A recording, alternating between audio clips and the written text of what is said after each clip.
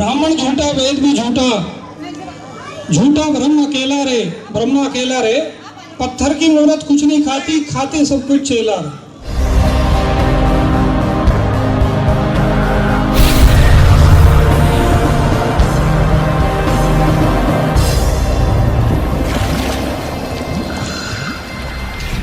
गाना याद जल्दी से एक बच्चों वाले डांस भी देखते हैं साथ के साथ, और हमारे बीच में खिलाड़ी भी है जो सपना वासी गोल्ड मेडलिस्ट रोहित मासूमिया भाई धन्यवाद, जिब्रान भाई का धन्यवाद। सम्मानित मंच और बड़ी संख्या में उपस्थित गुरु महाराज के सभी साधक मिशनरी लोग, सभी को गुरु महाराज की इस पावन जयंती के प्रकट अवसर पर हार्दिक मंगल कामनाएं। हमारे बीच जब मैं कार्यक्रम में आया तो विनय रतन जी भी थे, जय किशोर भाई अभी भी चले गए हैं, आर्या जी बैठे हैं, शमशाद भाई बैठे हैं, विजय भाई और संजीव भाई। और अच्छी बात जो इस कार्यक्रम में देख के मुझे लगी, जैसे शमशाद भाई ने भी कहा, हमारे सामने वकील साहब रामेश्वर दत्त जी भी बैठे हैं, ऊपर आ जाए, मंच पे जगह है काफ़ी ज़्यादा। अच्छी बात ये लगी कि इस कार्यक्रम में बड़ी संख्या में हमारी माताएं बहनें हैं और उनके साथ मुस्लिम समाज भी बड़ी संख्या में है। देखिए, गुरु महाराज ने कहा है ब्राह्मण के गुण 3, धन हरे विद्या हरे मति ले छीन। तो ये गुरु महाराज ने कहा है, मैंने नहीं कहा। और कब कहा? 600 साल 500 साल पहले कहा। और कहा आगे गुरु महाराज ने, वेद भी झूठा, ब्राह्मण झूठा, वेद भी झूठा, झूठा ब्रह्म अकेला रे, पत्थर की मूरत कुछ नहीं खाती, खाते सब कुछ चेला रे। तो साथियों, आज ये बात अगर हम ये कह देंगे तो जैसी आज लड़ाई चल रही है, ये मनुवादी लोग हैं, तमाम तरह के प्रोपेगेंडे लेके, एजेंडे लेके, एक तुलसीदास जी ने जो गलत बात कही थी उसको समाज के कुछ लोगों ने जो बहादुरी करी, जो हिम्मत करी, उसके पीछे लोग पड़ गए। लेकिन ये बात जो बात सच है, जो संविधान ने हमें पावर दी है, बाबा साहब ने हमको पावर दी है, उसकी बदौलत हम ये सब बात कहेंगे भी और कोर्ट में साबित भी करेंगे।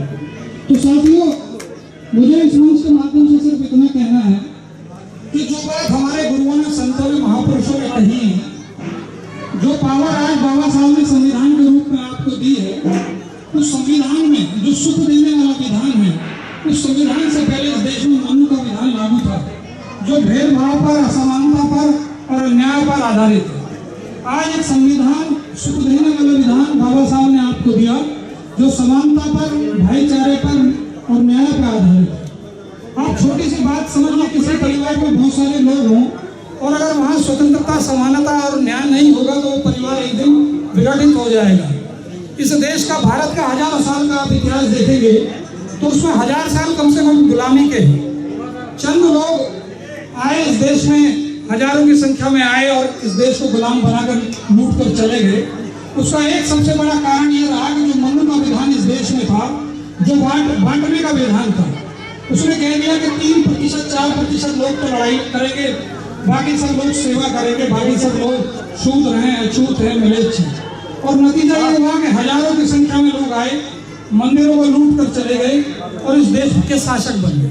कारण सिर्फ ये था कि जो इस देश की क्षत्रिय कौम है, जो मार्शल लोग हैं, जिनके हाथ में तलवार होनी चाहिए, उनके हाथ में झाड़ू ही इन लोगों ने पकड़ा दी और उसका नतीजा रहा कि हम सब आप गुलाम हैं। आज भगवान बुद्ध के रूप में, साहब कबीर के रूप में, गुरु महाराज रविदास जी के रूप में एक परंपरा, एक आपको विचारधारा मिली और उसकी वजह से एक संविधान मिला।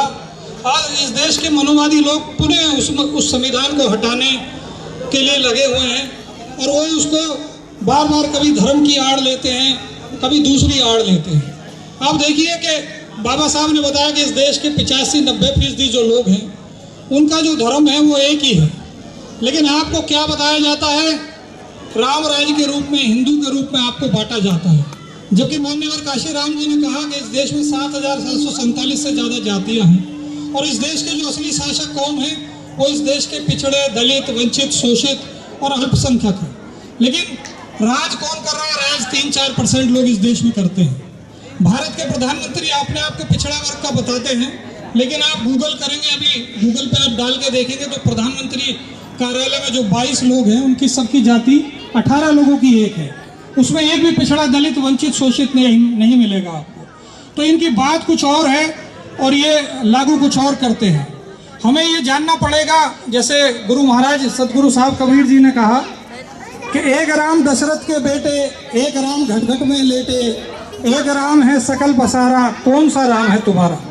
तो आज जो बात बढ़ा चढ़ा के अगले चुनाव में की जाएगी, नेपाल से पत्थर लाया जा रहा है, शिला लाई जा रही है और फिर आप लोग को हिंदू बनाने का काम किया जाएगा, तो आप लोगों को उनसे पूछना चाहिए कि भाई कौन सा राम है तुम्हारा।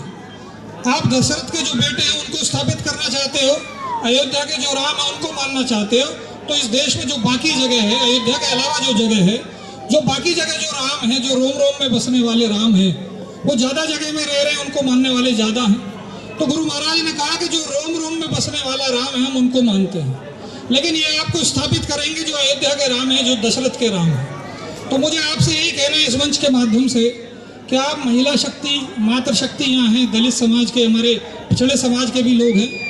आर्या जी ने बड़े संक्षेप में सारी बातें आपसे कही, तो मुझे आपसे ये कहना कि 24 की पुनः एक लड़ाई आपके सामने आने वाली है और फिर से ये उस धर्म की बात करेंगे आपको, और उस धर्म की बात करेंगे जिसको बाबा साहब ने कहा है कि जो असमानता का धर्म है, जो भेदभाव का धर्म है, उस धर्म को आप मानना मना कर दो। पेरियार जी ने कहा जो भेदभाव पैदा करता हो, असमानता पैदा करता हो, ऐसे धर्म को आप लात मार दो। तो जो बांटता हो, ऐसी विचारधारा को आपको स्वीकार करना है, चाहे कितने भी प्रलोभन ये आप लोगों को दे। और आपको ये समझना पड़ेगा, अगर 24 में आप लोगों ने दोबारा इनकी वापसी कराई तो इस देश में जो ये संविधान को खत्म करने की चाल आज कर रहे हैं पूरी तरह से उस पर कामयाब हो जाएंगे।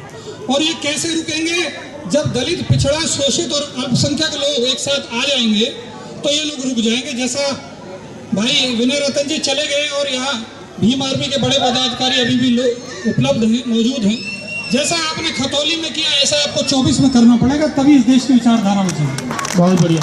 तो मैं ज़्यादा ना कहते पुनः आप सबको शुभकामना देता हूँ, साधुवाद देता हूँ और ऐसी उम्मीद रखता हूँ कि आने वाले समय में हम लोग बटेंगे नहीं। धर्म जिसे कार्ल मार्क्स ने चरस कहा, स्वामी विवेकानंद ने इस देश की अवगति के लिए सबसे बड़ा कारण बताया। तो मैं पुनः आपको जागरूक करना चाहता हूँ कि आप गुरु महाराज की जो शिक्षाएँ हैं, गुरु महाराज की जो वाणी है, उन पर चलें। अपनी जो नई पीढ़ी है उसको ज़्यादा से ज़्यादा उन पर चलने के लिए जागृत करें। और ज़्यादा कुछ हमें नहीं करना है, एक बार हम जाग जाएंगे तो हम इन लोगों के प्रोपेगेंडे को समझ जाएंगे। आप देखिए, अगर मैं अभी नाम नहीं लेना चाहता इस मंच से, लेकिन भारत का लोकसभा स्पीकर को देखें, भारत के थल सेना अध्यक्ष को देखें, भारत के NS से डोभाल जी को देखें, भारत की रक्षा जो फाइनेंस मिनिस्टर है उनको देखें, और भारत के रक्षा मंत्री को देखें, भारत के राष्ट्रीय राजमार्ग सड़क मंत्री को देखें, पूरी की पूरी 80% कैबिनेट एक समाज के लोगों से भरी हुई है। तो ये कहने को तो सबका साथ करते हैं, लेकिन विकास ये सिर्फ अपना करते हैं। उत्तर प्रदेश के 74 जिलों में आज आप देख लें, आज इसी जिले में देख लें तो 1-2 जाति विशेष के लोगों को तमाम सत्ता इन लोगों ने दी हुई। तो आपको समझना पड़ेगा कि आपकी वोट की पावर जो बाबा साहब ने आपको दी है, उसे लेके ये अपना एजेंडा सेट न करें। आने वाला समय बहुत महत्वपूर्ण है और हमें ऐसी सभी ताकतों को एकजुट होना पड़ेगा, और वो तभी एकजुट होगी जब अपने गुरुओं के, संतों के, महापुरुष के मार्ग पे हम चलें। तो ज़्यादा ना कहते हुए मैं विजय भाई को बधाई देता हूँ कि पहले जब वो कार्यक्रम करते थे तो पसोंडा में होते थे, छोटे कार्यक्रम होते थे। आज उनकी विचारधारा बड़े स्तर पर लोग उनसे जुड़ रहे हैं, मुस्लिम समाज भी जुड़ रहा है, पिछड़ा समाज भी जुड़ रहा है, हम जैसे लोग भी जुड़ रहे हैं। और मैं उम्मीद करूँगा अगले वर्ष जो वो कार्यक्रम करेंगे तो इससे बड़ा कार्यक्रम करें। पुनः आप सभी को गुरु महाराज की इस जयंती पर साधुवाद, बहुत बहुत धन्यवाद। जय भीम, जय भारत।